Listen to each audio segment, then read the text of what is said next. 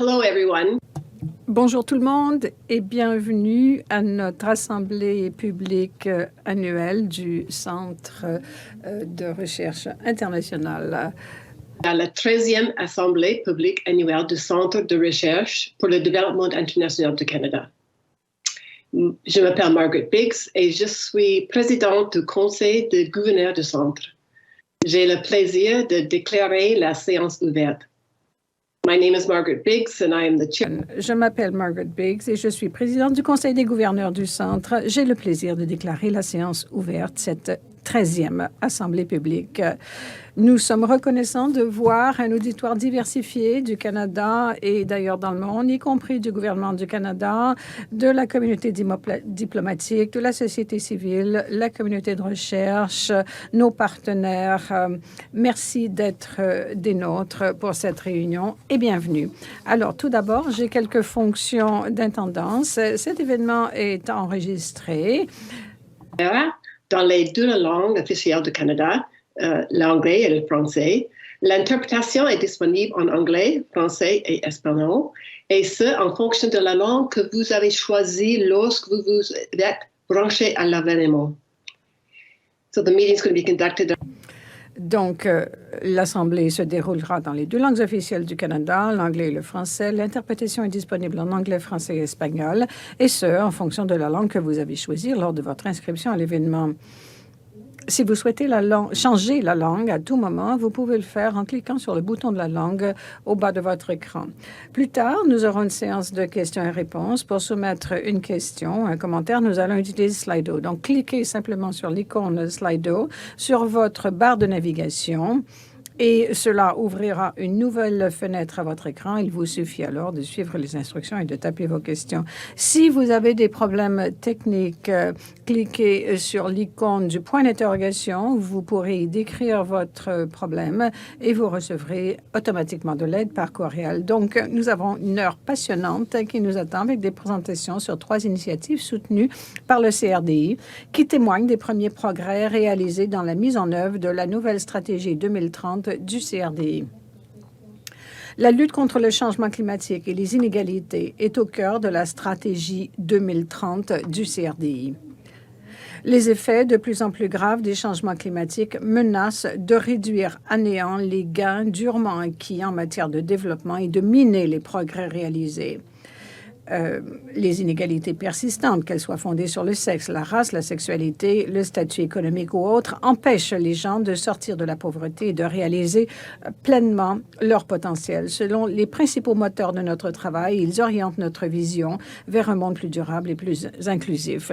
Dans le cadre de la stratégie 2030, le CRDI continuera de s'acquitter de son mandat unique qui consiste à investir dans la recherche appliquée et l'innovation par des chercheurs des pays en développement et à veiller à ce que les perspectives et les expériences des pays à faible et à moyen revenu éclairent le processus décisionnel mondial.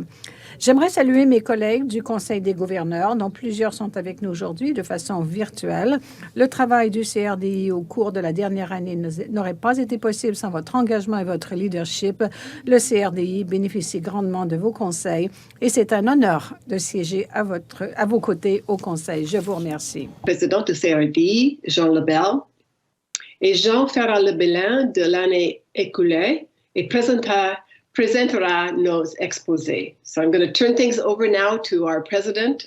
Et donc, je cède la parole au président du CRDI, Jean Lebel, qui va nous parler de l'année qui vient de s'écouler et présenter les allocutions. Jean, à vous.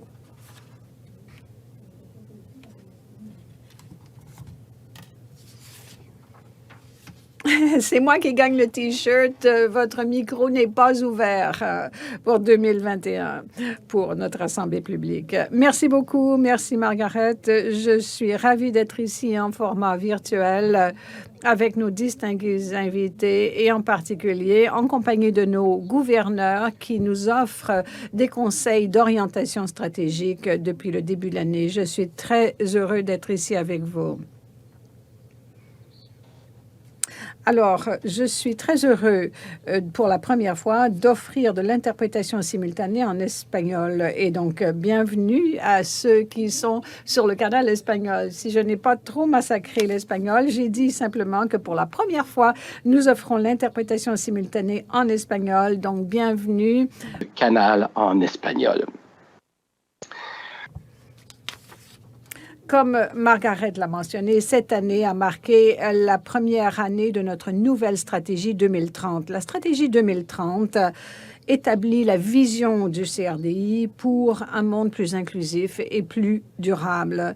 Les changements climatiques, la lutte contre les inégalités sont les deux plus grands défis que nous rencontrons, les deux plus grands obstacles à la réalisation des buts de développement durable.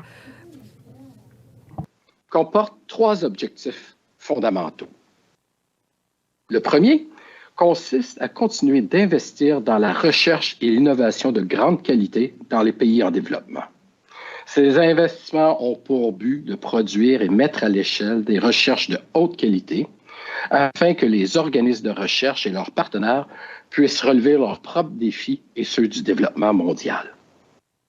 Le deuxième objectif consiste à partager les connaissances pour qu'elles soient davantage utilisées et appliquées. Notre stratégie met l'accent sur la collaboration avec les bénéficiaires de subventions et d'autres partenaires clés afin d'accroître l'utilisation et l'influence de recherche soutenues par le CRDI. Les investissements du CRDI dans le partage des connaissances commencent déjà à porter fruit, comme le montrera plus tard un de nos exemples. Enfin, notre troisième objectif est de mobiliser des alliances porteuses d'impact. Nous nous efforçons de collaborer avec un plus grand nombre d'acteurs pour obtenir un plus grand impact. Grâce à des partenariats de financement, nous augmentons les ressources disponibles pour le monde et pour la recherche et l'innovation dans le monde en développement. Et ceci nous permet de favoriser également l'application de la recherche dans le cadre de meilleures politiques, pratiques et d'utilisation afin d'obtenir un impact à grande échelle. Des partenariats de financement, mais également des partenariats avec nos récipiendaires de fonds basés sur la connaissance et la substance. We are fortunate to have with us.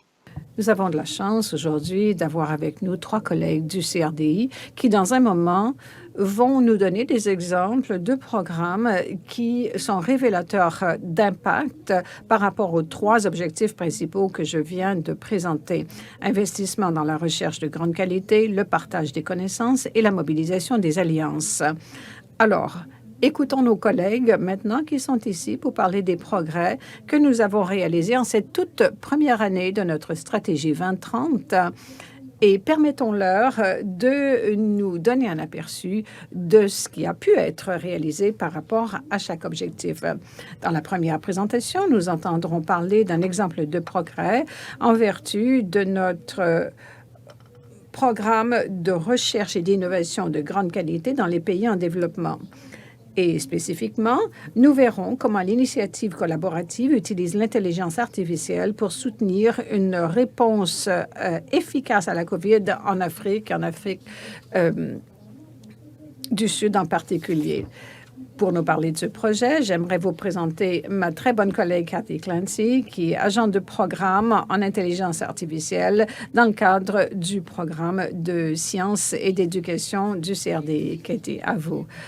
Merci beaucoup, John. Je suis très heureuse de vous parler de cet exemple d'Afrique du Sud.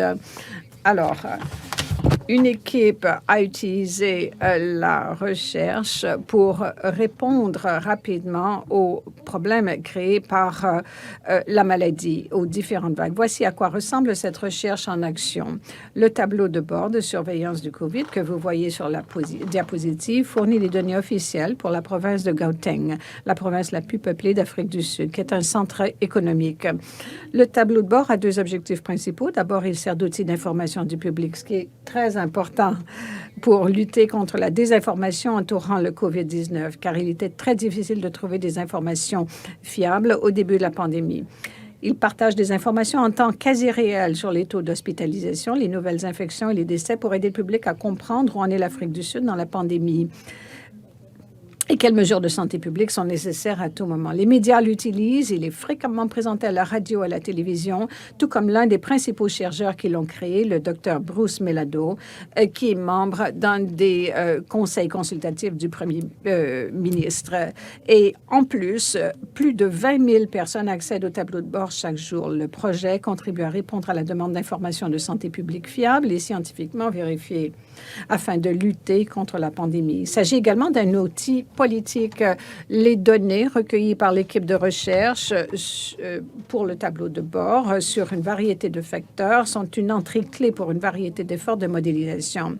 Le cabinet du premier ministre et d'autres groupes utilisent ensuite ces modèles pour éclairer leur prise de décision sur tout, des fermetures et réouvertures aux distributions de vaccins.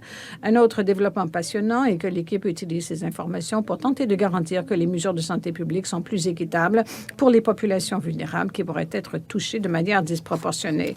Voici un autre exemple récent et pertinent de l'impact de ces recherches.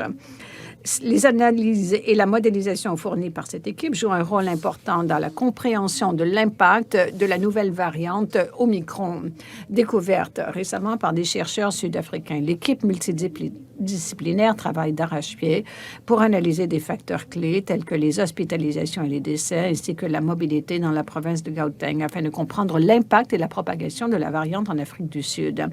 Les recherches ont permis d'apporter des politiques rapides, des réponses politiques rapides, comme l'appel du président sud-africain à la vaccination obligatoire. Il est encore trop tôt pour comprendre la nature et les implications de la variante, mais le type de recherche menée par l'équipe jouera un rôle important dans la réponse en cours. Je voudrais vous parler des personnes à l'origine de ce travail extraordinaire. Le projet est dirigé par le Consortium Afrique-Canada pour l'innovation dans le domaine de l'intelligence artificielle, qui est basé à l'Université York, ici au Canada.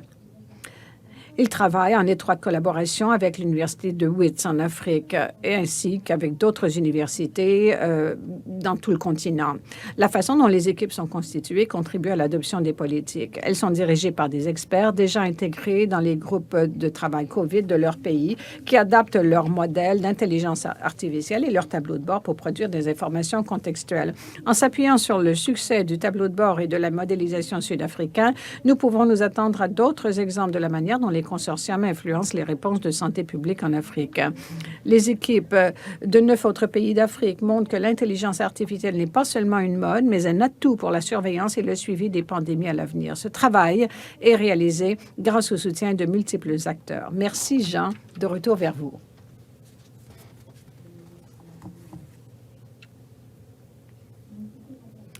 J'ai 2 T-shirts.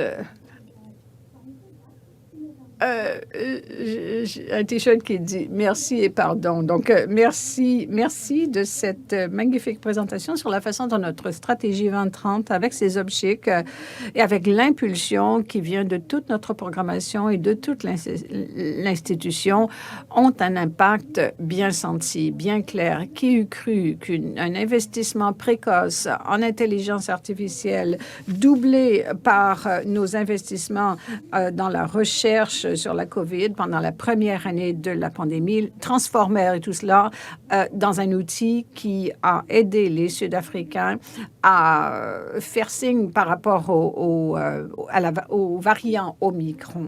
C'est un impact dans la recherche effectuée en temps réel dont on voit les résultats au niveau des prises de conscience et au niveau de l'aide à la prise de décision. Merci beaucoup, Katie. Nous allons maintenant passer à Francine Sinzin-Caillot. De progrès liés à notre deuxième objectif, c'est-à-dire un partage des connaissances pour une utilisation et une application accrue de ces dernières. Francine a participé au développement de la stratégie 2030. Elle est administratrice de programme et elle s'occupe particulièrement de l'application des connaissances au sein du programme de santé mondiale du CRDI. Elle nous parlera aujourd'hui de l'initiative sur la santé maternelle et des enfants en Afrique. Et Francine, la parole est à vous. Merci Jean. Bonjour tout le monde. C'est avec plaisir que je vais vous parler du deuxième objectif de la stratégie 2030, qui est le partage des connaissances pour influencer l'adoption et l'utilisation accrue des données probantes. Nous reconnaissons que le Centre peut jouer un rôle important afin d'influencer les politiques et les programmes dans le but d'améliorer les conditions de vie des gens dans le besoin.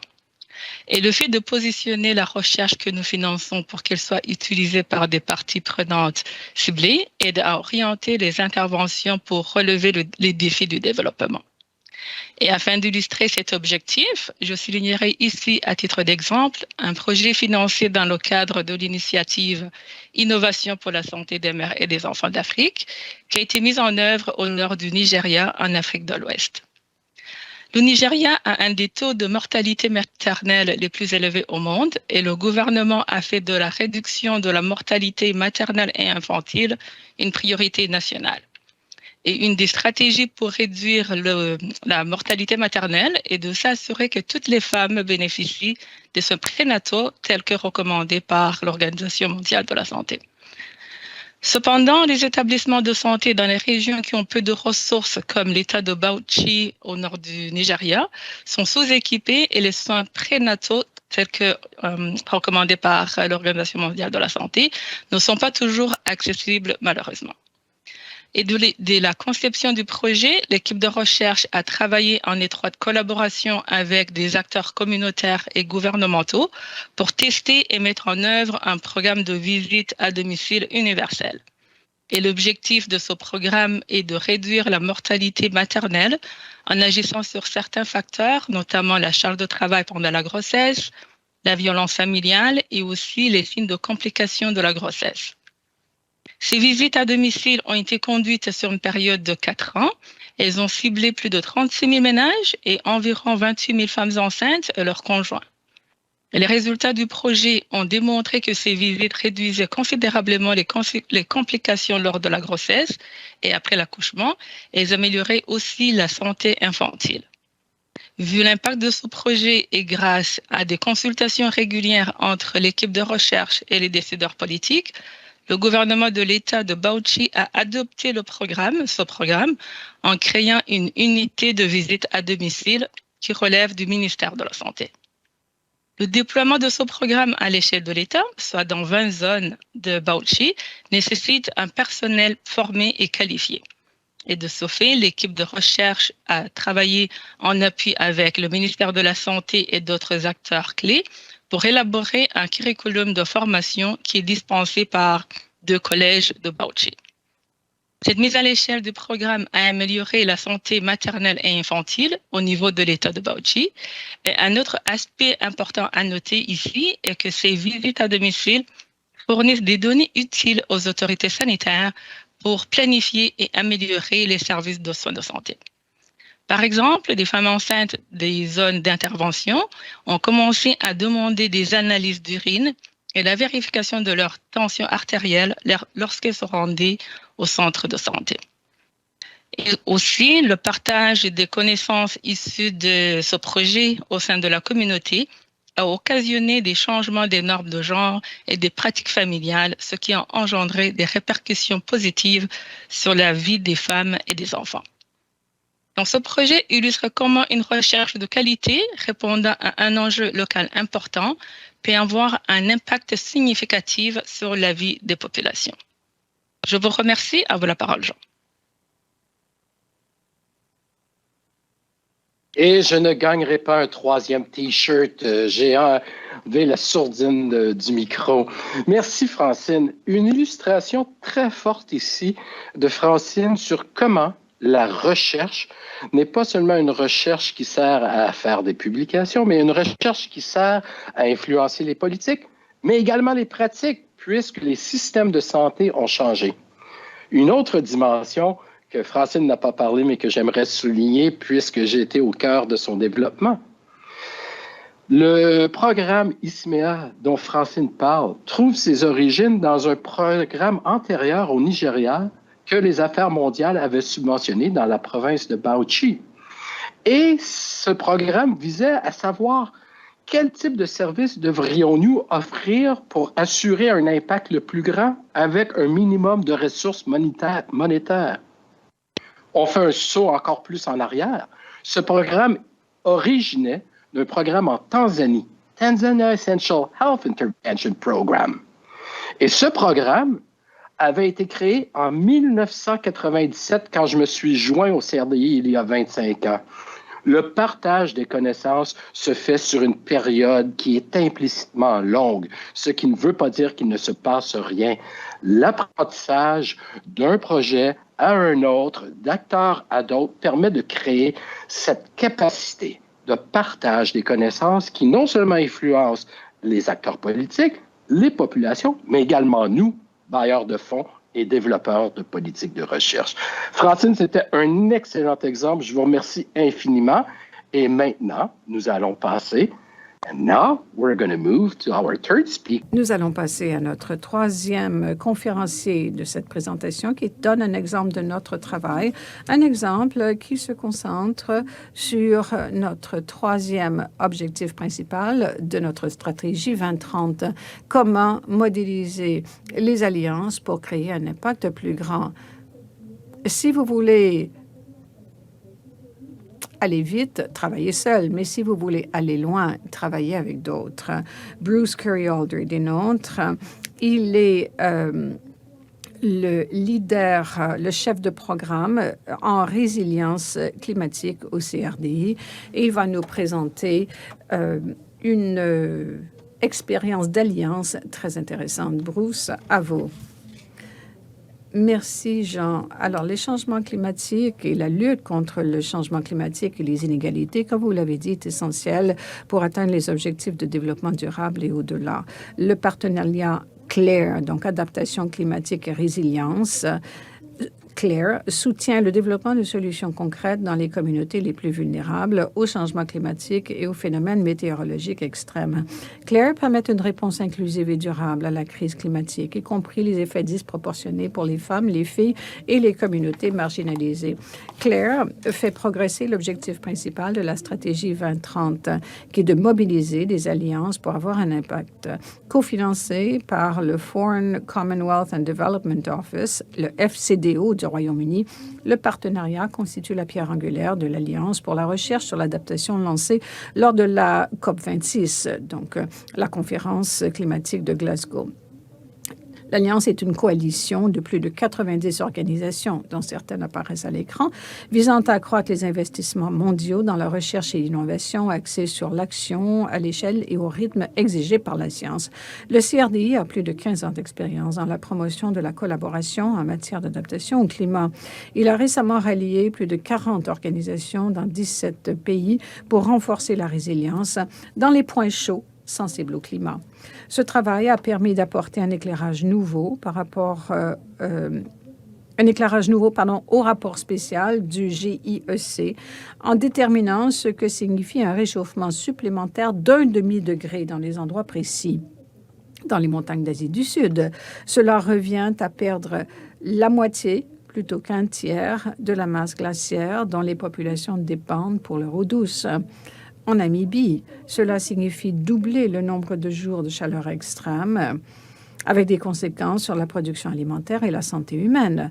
Forte de ces résultats, Margaret Angula, une chercheuse universitaire, est devenue une conseillère de confiance pour son ministre, tant lors des négociations des Nations unies sur le climat que dans la mise en œuvre de mesures climatiques dans ce pays.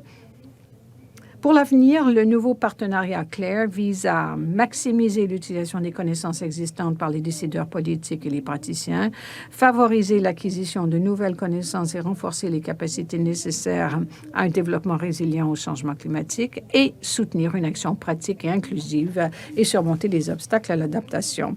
Le partenariat va améliorer notre compréhension des risques au climat, améliorer l'action précoce pour réduire les impacts de la variabilité climatique et informer le développement dans un climat changeant.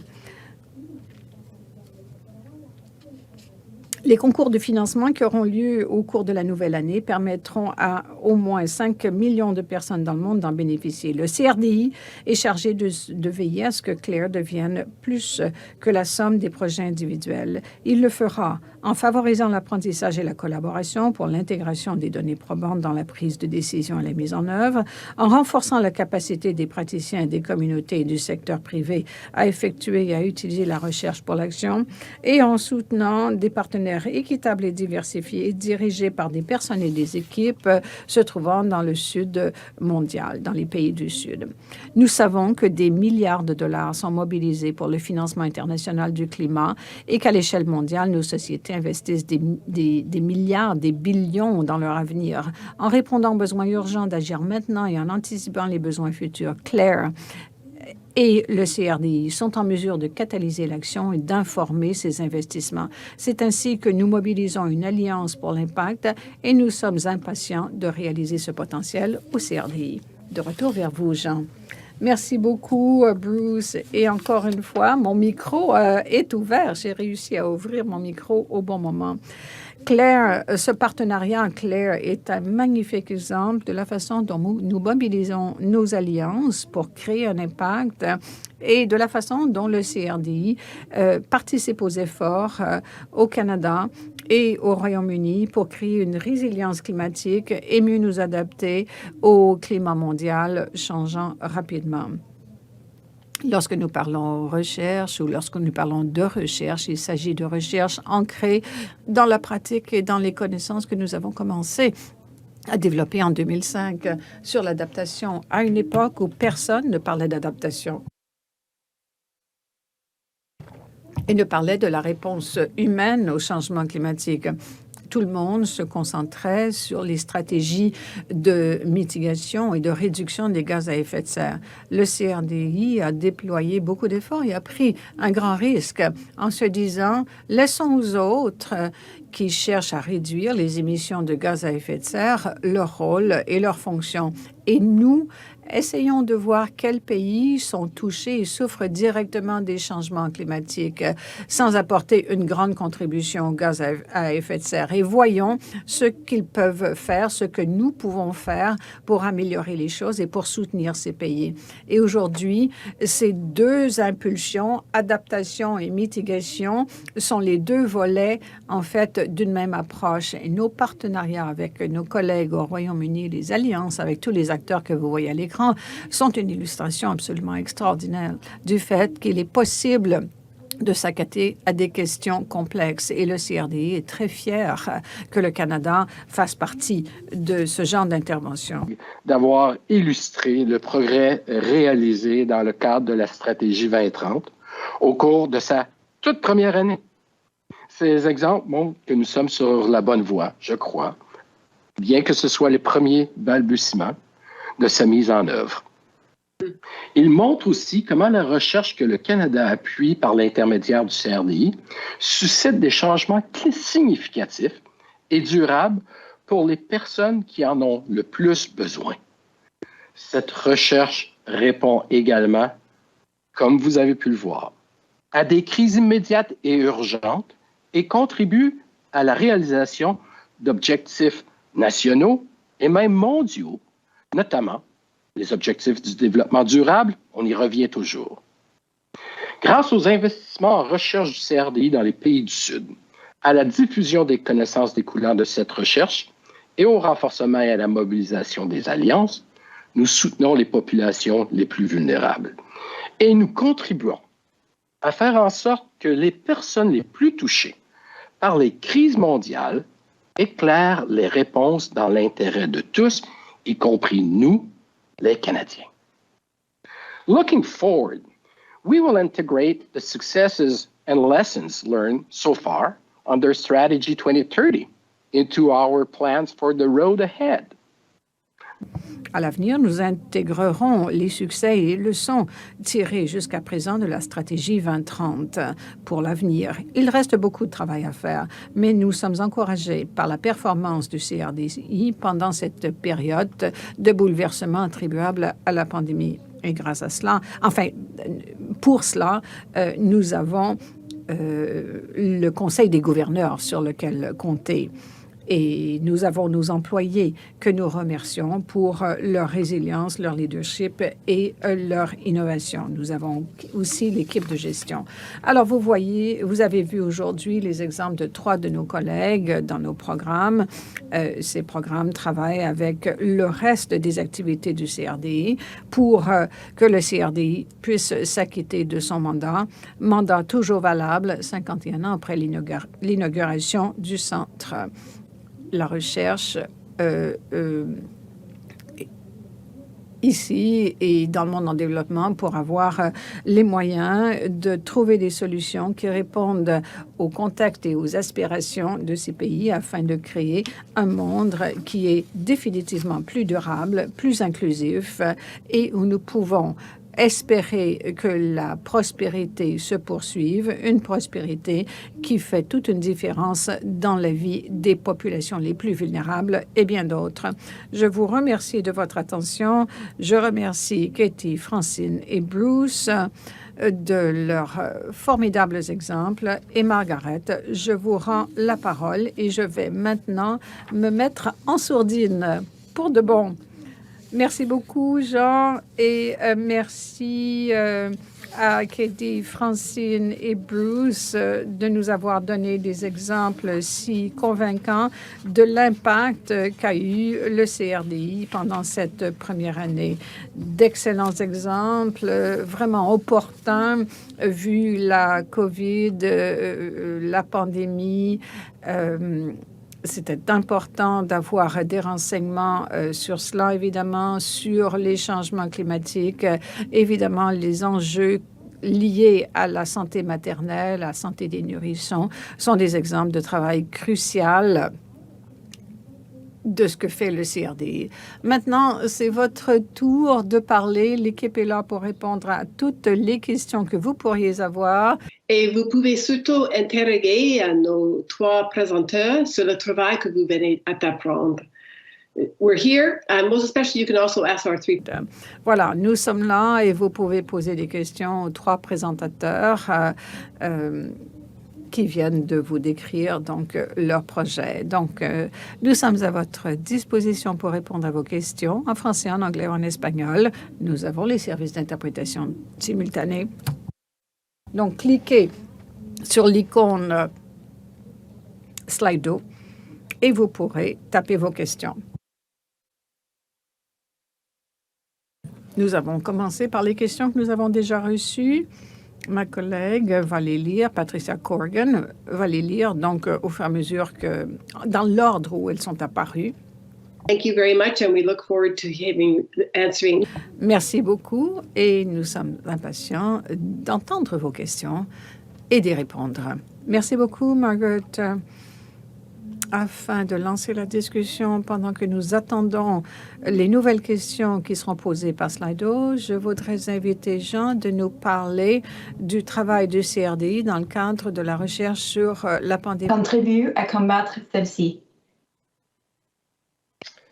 Merci, Trish. Et ne vous gênez pas pour soumettre vos questions. Please don't feel shy to provide a question to us. Le CRDI, dès avril, très tôt en avril 2020, comme je le mentionnais, a investi 55 millions de dollars pour la recherche sur la pandémie. Quelques axes de recherche qui se sont développés à ce moment-là. Un premier, aider à l'effort canadien avec les Instituts canadiens de recherche en santé et les conseils de recherche à créer un fonds de réponse rapide face à la situation pandémique dans le monde et comment nous pourrions amener une petite contribution. Ce qui a permis, entre autres, de regarder tout l'aspect de santé des animaux, de santé des humains et leur interaction. Un deuxième effort important a été sur les questions relatives à déjà réfléchir à la reconstruction suite à la pandémie. Rappelez-vous, en 2020, en avril, personne ne croyait que cette situation allait perdurer, à part quelques personnes qui ne parlaient pas si fort pour ne pas, je pense, générer trop de crainte. Alors, nous avons fait un appel auprès de think tank, d'institutions indépendantes qui font de la recherche indépendante et qui répondent à des questions de pays ou soumettent des réponses à des questions relatives au bien public. Et dans ce cas-ci, c'était comment reconstruire après la pandémie. Et il y a déjà plus d'une vingtaine d'institutions en Afrique, en Asie, qui regardent quelles devraient être les réponses des acteurs publics pour s'assurer que cette croissance qui a débuté et qui se poursuivra suite à cette pandémie soit inclusive et soit pérenne. So that's a second, approach. A third one has been to invest in. Donc ça, c'était la deuxième approche. La troisième, ça a été investir dans la capacité de recherche locale. Alors, vous savez que l'Afrique du Sud, avec la Fondation de recherche nationale, travaille avec nous en partenariat pour offrir un financement de base pour une recherche locale, nationale, susceptible d'offrir des solutions aux populations locales.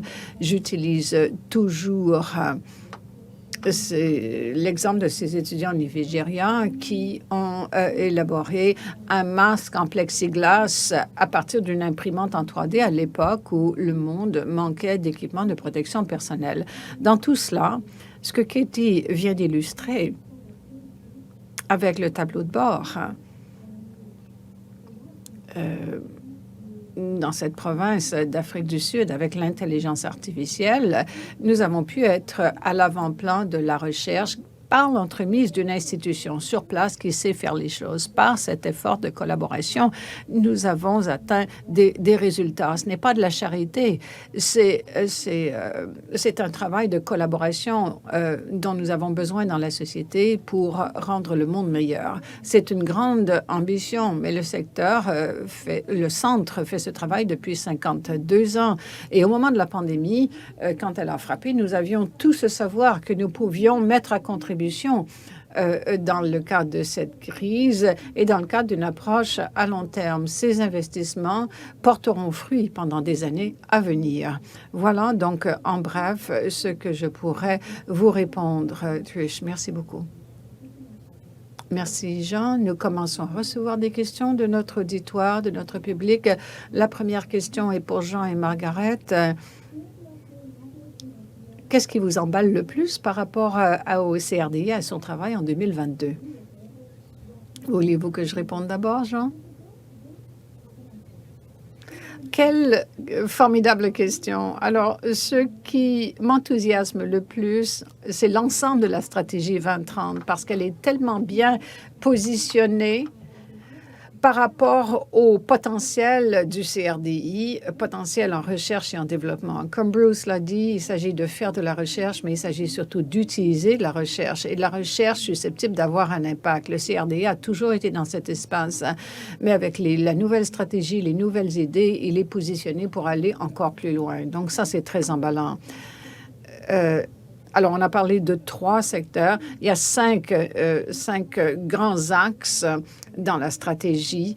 Et je pense qu'il est juste de dire que le travail par rapport à l'adaptation climatique a été bien compris, en fait, à la COP26. Et le CRDI est tellement bien positionné avec la FCDO au Royaume-Uni pour galvaniser une alliance d'acteurs, de chercheurs, de faiseurs pour vraiment faire une différence au niveau de l'adaptation climatique qui va frapper les pays en développement très durement, le plus durement, et leurs communautés. Donc, cela pourrait être une grande percée. Le CRDI est vraiment au cœur de cette action, de cet effort, et je pense que nous allons poursuivre. Je pourrais vous parler de bien d'autres choses qui m'enthousiasment, mais je m'arrête là pour le moment. Jean, à vous, qu'est-ce que vous choisiriez? Vous savez, ce qui m'emballe, ce sont des histoires comme celles que nous venons d'entendre aujourd'hui, des exemples. C'était uniquement 3 exemples. Mais c'est formidable. Je suis emballée par la stratégie que nous avons établie, à laquelle tout le monde a concouru. Je suis emballés à l'idée de la mettre en pratique, ce qui signifie évidemment des ajustements quant à nos façons de faire, quant à nos prises de décision. Tout cela est emballant. Mais le plus important, c'est que ceci devrait rendre le CRDI encore plus vibrant comme centre pour l'avenir. Lorsque nous considérons l'aspect de partage du savoir illustré par Francine, nous constatons que nous bâtissons toute une infrastructure à l'appui de cela, où tout le monde contribue. Donc, ce sont des choses internes, évidemment, mais elles sont emballantes car elles nous donnent la possibilité de livrer la marchandise pour le pays. Et livrer la marchandise pour le pays est au cœur de notre ambition. Le CRDI est une société d'État. Nous sommes là pour soutenir le gouvernement canadien, pour l'aider à mettre en œuvre sa politique internationale. Et lorsque je regarde la politique d'aide internationale d'affaires mondiales Canada et lorsque je regarde le Fonds de recherche du Conseil de recherche, lorsque je regarde le contexte d'environnement et changement climatique Canada, je suis excitée.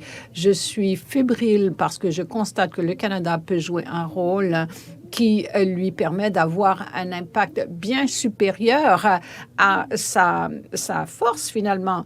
Le CRDI est un formidable acteur qui peut apporter une grande contribution, avoir un grand impact. Donc, voilà ce qui m'enthousiasme avec nos programmes, avec nos ressources humaines, avec une organisation ici à Ottawa et ailleurs qui est consacrée à la recherche, qui est consacrée aux solutions qui nous viennent de nos récipiendaires et des institutions avec lesquelles nous travaillons. Merci, Jean. La prochaine question. La COVID-19 a mis à l'épreuve les modalités de financement et les démarches du CRDI, puisqu'il était urgent de transmettre le financement sur le terrain. Quelles ont été les leçons, les enseignements tirés de cette expérience? Eh bien, la première chose à dire, ça a été à quel point nos employés ont été extraordinaires. Nous n'avons pas jeté l'argent par les fenêtres. Nous avons créé des programmes en temps record, comme d'autres à Ottawa ont créé des programmes pour la résilience du Canada. Nous avons créé des programmes pour l'avancement de la science et du développement sur la pandémie. Et nous avions besoin d'une stratégie à cette fin. C'était le premier test de notre stratégie, la première mise à l'essai. La stratégie venait d'être approuvée quelques semaines plus tôt. Avec l'aide du Bureau des gouverneurs, du Conseil des gouverneurs, je me rappelle très bien, nous avons eu une conversation en mars et nous nous sommes dit, allons de l'avant. Et nous avons écarté les obstacles et nous avons foncé vers une nouvelle ère dans laquelle nous nous trouvons toujours. Nous parlons dans l'espace cybernétique. Et donc, notre organisation a toujours dit qu'elle était souple, qu'elle était adaptable. Et cela a été renforcé par la pandémie. Nous sommes devenus encore plus souples, encore plus adaptables. Et nous devons continuer de le faire. Le monde change, nous changeons, mais notre principal mandat, notre stratégie sont là pour nous guider. Nous n'avons pas perdu le Nord. Bien au contraire, nous nous en tenons à notre mandat et nous suivons les orientations stratégiques établies par le Conseil des gouverneurs et nous allons de l'avant. Donc, ça a été formidable pour moi de le voir. On peut compter sur notre institution en temps de crise, sur la force de ses employés, sur son histoire et sur les orientations reçues de son Conseil et sur le soutien du gouvernement.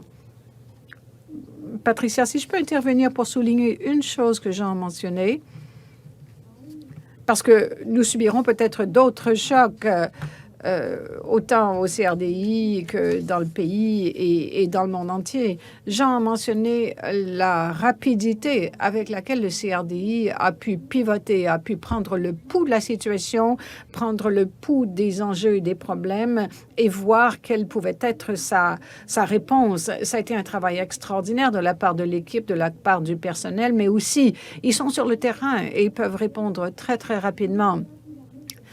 ils ne sont pas dans leur tour d'ivoire. Ils ont le pouls de la situation sur le terrain. Et ça, ce n'est pas quelque chose que l'on bâtit du jour au lendemain.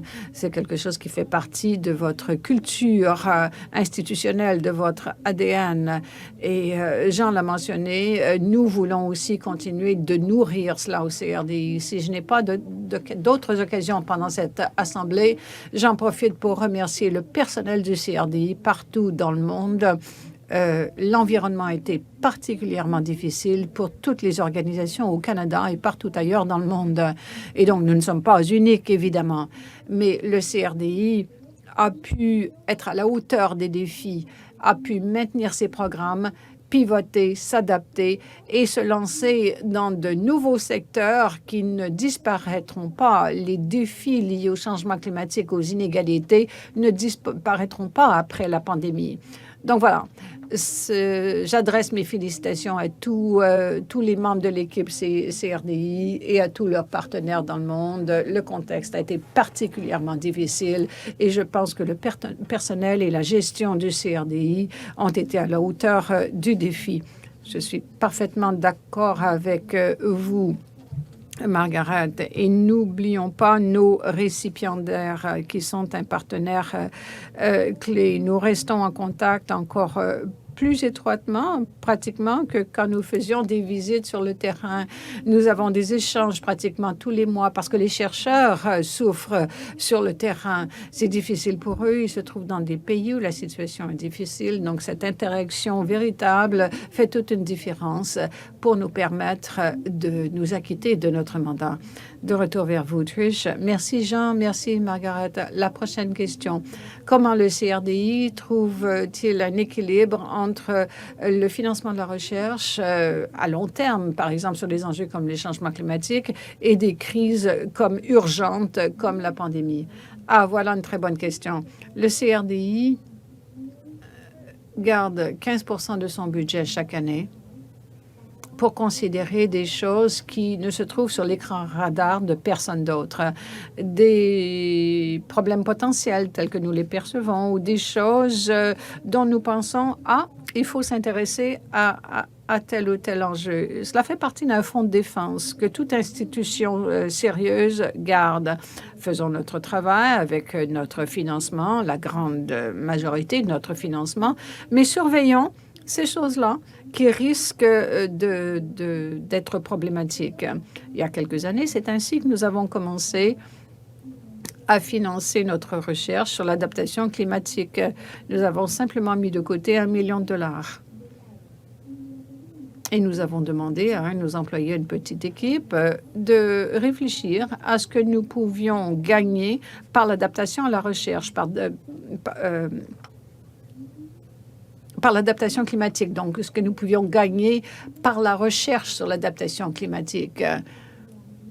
Et à ce moment-là, tout le monde nous demandait, mais que faites-vous au CRDI? Nous faisions de la recherche un peu liée à la santé des animaux. Et on nous demandait ce que nous faisions. Eh bien, la pandémie vient des animaux. Et nous faisions de la recherche sur le transfert des maladies des animaux aux êtres humains.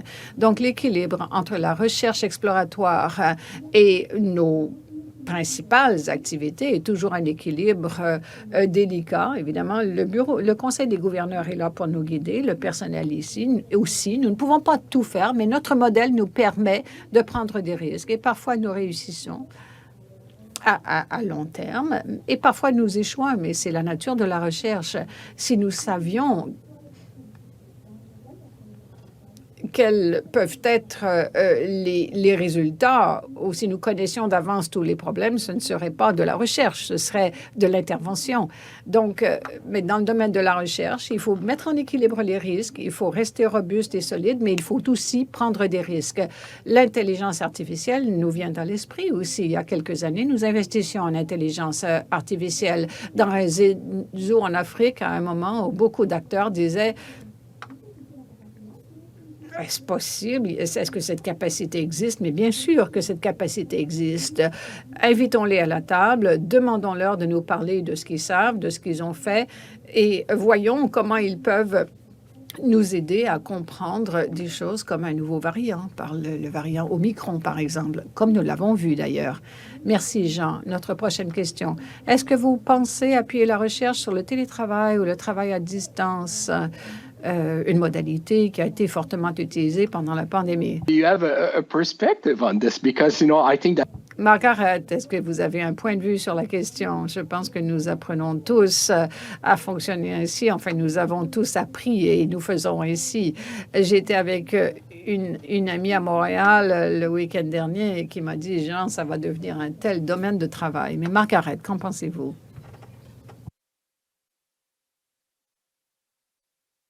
Deux commentaires. Alors, évidemment, le CRDI a eu sa propre expérience, une expérience d'apprentissage sur le télétravail, dans les bureaux régionaux également, donc partout dans le monde. Mais je laisse ça de côté. Il ne s'agit pas de parler du centre et de son fonctionnement. Évidemment, il y a des implications négatives et cette situation ne disparaîtra pas du jour au lendemain. Et donc, les répercussions,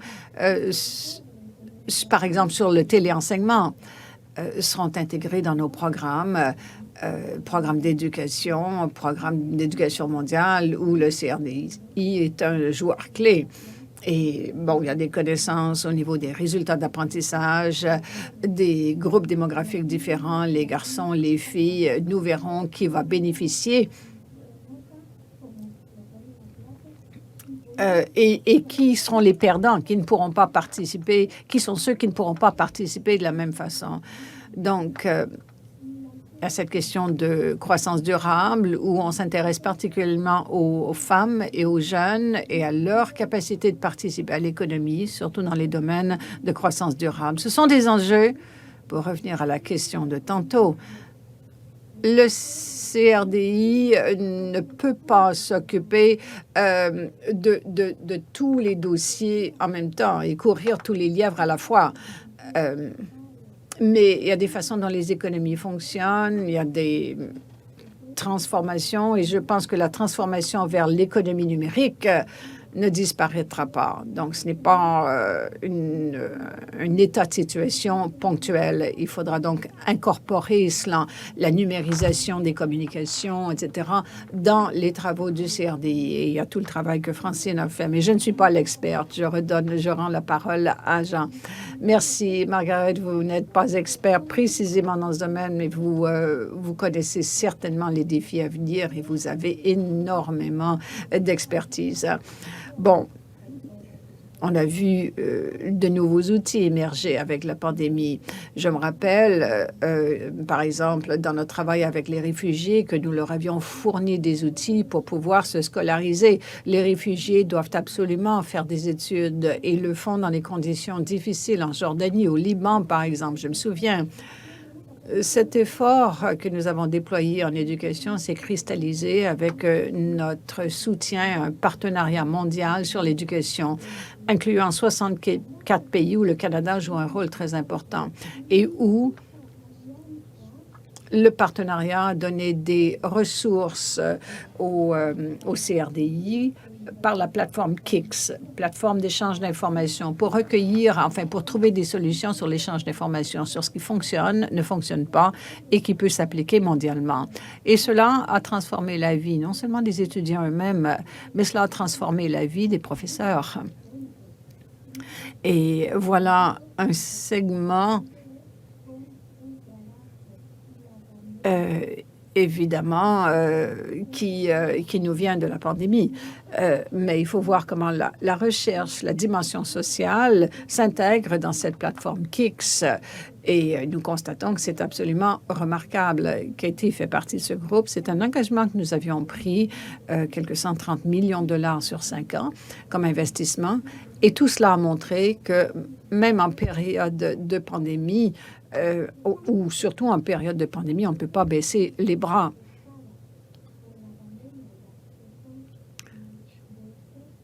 les premiers qui ont été touchés sont les enfants à l'école, et dont plusieurs sont disparus, et beaucoup de travailleurs qui ont perdu leur emploi. Avec la nouvelle économie, l'acquisition d'aptitudes sera encore plus cruciale. Nous avons des programmes au Sénégal, par exemple, où nous contribuons à la formation d'ingénieurs au développement solaire. C'est une nouvelle économie.